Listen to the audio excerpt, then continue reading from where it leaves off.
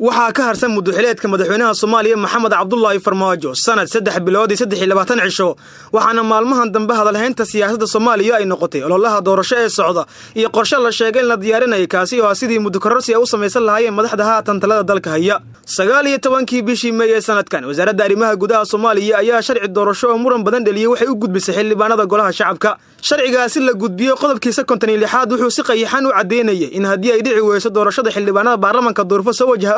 in waqti kordhin loo sameeyo baarlamaanka farqiga toddobaad ee isla qodobkaasi wuxuu si cad u sheegayaa hadii baarlamaanka muddada loo kordhiyo in madaxweynaha ay sidaas isla muddadaasi uu kordhayso xilhaynta madaxweynaha Soomaaliya khilaaf iyo hadalhayn badan oo ka yimid sharcigaasi iyo maamul goboleedyada oo gabi ahaantood qaadacay waxay sabab u noqotay in guddi ku meel gaar oo soo diyaariyo sharciga doorashada ku dhawaaqo gudoomiyaha golaha shacabka Maxamed Mursal Sheekh Cabdiraxmaan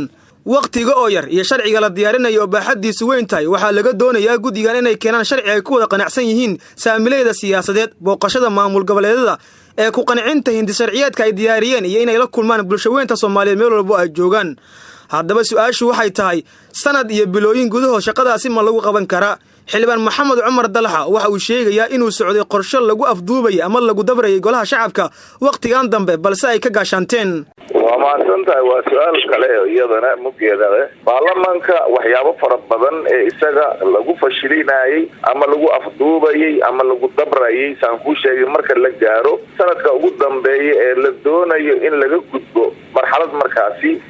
ee jirta in albaabada la isku dhufto ayuu ka gaashaamanaya shaqadii isaga uu lahaana laga wareego baarlamaankana arintaasi inuu ka galo difaac adag sharciga waxa awood u siinayeen inuu isticmaalo taasa keenay cidda mas'uuliyadda intaas la eeg ama ceebta intaas la eeg golaha shacabka la doonayso hadii aad ogtiin maxaydan ula xisaabtamin mari daga Allah tago shirkii ugu dambeeyay oo ay ku kulmaan madaxda dawladda federaalka ee Soomaaliya iyo kuwa maamul goboleedyada ayaa lagu go'aamiyay in mar kale aan dib loogu laaban nidaamkii wax qaybsiga ee 4.5 Xaliima Ismaaciil Ibraahim Xaliima Yari waa gudoomiyaha guddiga madaxa banaan ee doorashooyinka qaranka waxay qabtaa in doorashatii hore ka duwan ay qaban karaan laakiin waa hadii ay helaan sharciga doorashooyinka qaranka nooca doorashada iyo habka doorashada ee noqonayso waa arrin sharci lagu soo saaro sharcigaas markii lagu soo saarana lagu dhaqmaa laakiin doorashada sida loo hirgelinayo iyo sida loo qabanayo waa hal nooc oo aan kala gudbinayn muxuu ahaa qabashadeeda technical waxa nagu xayiran waxa waaye oo sheegi karnaa markaas sharcigaas doorashada markaa helno inaan doorashadii noocaas loo qabanaa aan yiraahdo oo sharciga aan sheegno anagu ma nihin sharci gudbiyaasha waxaana technical doorasho waa la qaban karaa kaliya sharcigaas in waqtigeeda loogu talagalay la keeno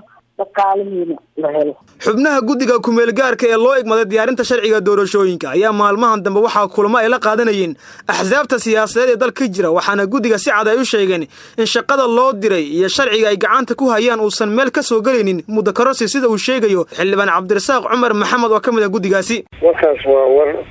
ku tayn ah war been ah war xogta ka fog annaga guddi ahaan waxaana loo magacaabay inaan sharcigii baarlamaanka la keenay ee doorashooyinka aan dib u eegis ku samayno oo aan ku dul shaqayno macnaheedu waxa waaye waajibaadka in la shaqawaaba intaas uu ku egyahay waa annaga recommendation in baarlamaanka uu qaato extension 2 sano ilaa 3 sano meel ay ka timidna ma aqaano annaga guddi ahaanna kama hadlin dadkii aan wareysanaynay oo yacni ay qusaysa arrimahan doorashooyinka oo aan consultationka la sameynayna qof loo soo jeediyay proposalkaas oo dhaxayo yacni doorasho ma dhici karta extension hal aado ma jirto annaga waxaan ku shaqaynaynaa ilaa hadda inay doorasho dhacayso dadka qaar ee falanqeeya arrimaha siyaasadda Soomaaliya ayaa meesha ka saaraya in mudakarorsi ay imaan karto iyadoo ay ku sababeynayaan in ololaha iyo hardanka waqtigan ka dhaxeeya xisbiga siyaasadeed dalka jira aysan arintaasi ku suurtagelaynin dib u dhiska iyo dib u heshiisiinta ra'iisul wasaaraha Soomaaliya Xasan Cali Kheyre uu ka sameeyay koonfur galbeed Soomaaliya galmudug ayaa la tilmaamay inay tahay bilowga ololaha doorashada sanadda 2021 waxaase muwaadin walba oo Soomaaliyeed uu ka dhursugaya sharci ceenkee ayay la soo shirtay doonaan guddiga loo egmada diyaarinta sharciga doorashooyinka qaranka